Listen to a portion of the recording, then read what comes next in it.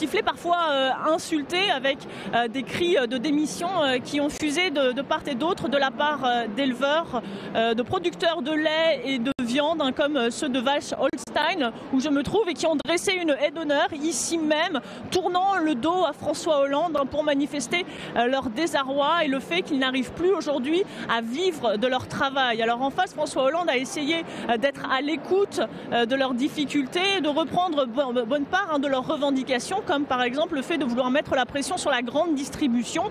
Au moment où se négocie le prix, François Hollande qui a dit être prêt à en venir à la législation pour placer cette grande distribution face à ses responsabilités. Et puis il a appelé à un meilleur étiquetage sur la viande, sur l'origine de la viande, notamment dans les plats transformés, et a appelé à une solidarité européenne, autrement dit relever le prix d'intervention, le prix payé par les autorités sur les surplus agricoles, et puis également vouloir vite lever cet embargo russe qui pèse sur les produits européens.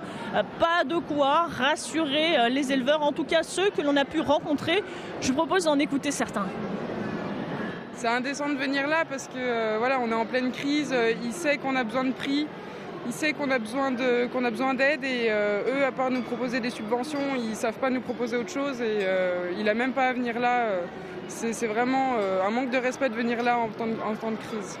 Ça a été des cris, des houes, etc. dans le salon de l'agriculture. Il ne faut pas être surpris, faut pas être surpris. Mais bon, le malaise aujourd'hui de l'agriculture, il n'est pas d'hier.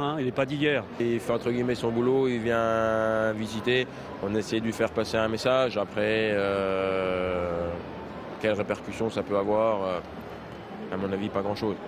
En attendant, le public est au rendez-vous, puisque le salon de l'agriculture, c'est aussi une grande fête. C'est l'occasion pour les producteurs de rencontrer les Français, leurs principaux clients, de faire connaître leurs produits, cette excellence française, et quelque part, tout simplement de défendre leur cause auprès de leurs principaux supporters.